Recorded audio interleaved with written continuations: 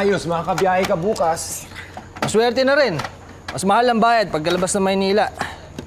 Ayos, Kuya Lindon. Mag-i-empake na ako ng damit natin. Ako na bahala sa damit mo. Oy, sandali. Mag-iimpake. Hindi naman ka tayo sasama. Gusto ko lang naman kasi makalabas ng Maynila eh. Kasi lagi na ako nandito eh. Ayun.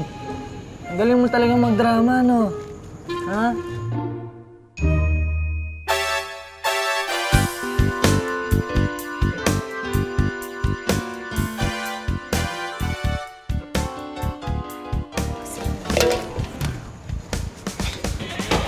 Kuya Estong, mukhang may chicks ka na naman ah.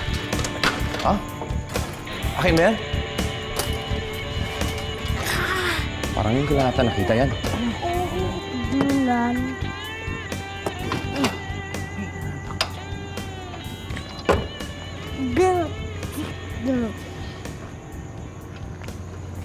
Lindon?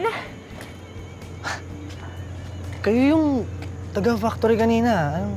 Anong ginagawa dito? May kailangan ba kayo? Hindi mo ba ako natatandaan? Ano ka ba? Ako to, si Lucille. Lucille Ballesteros. Yung anak ni Cardo at saka ni Marisa.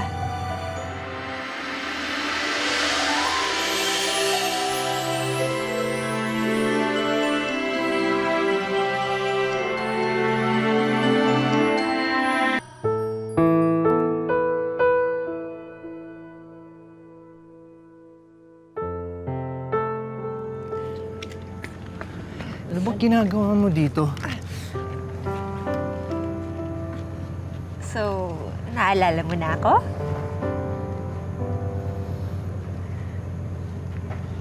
Hindi ko makakalimutan ang huli nating pagkikita, Lucille.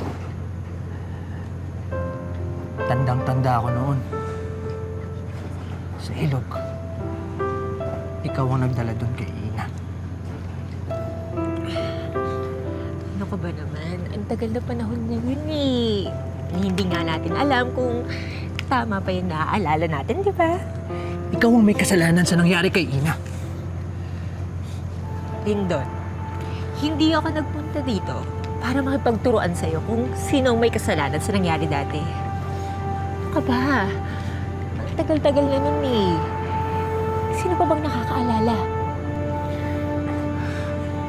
Ano pa talagang pinunta mo dito? Ikaw. Gusto ko lang makita kung kumusta ka na, anong kalagayan mo. Kung anong nangyari sa'yo. Pero, di ba, mayaman kayo dati. Bakit dito ka na lang nakatira?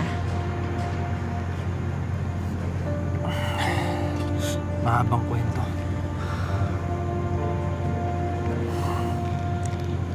Kumusta na si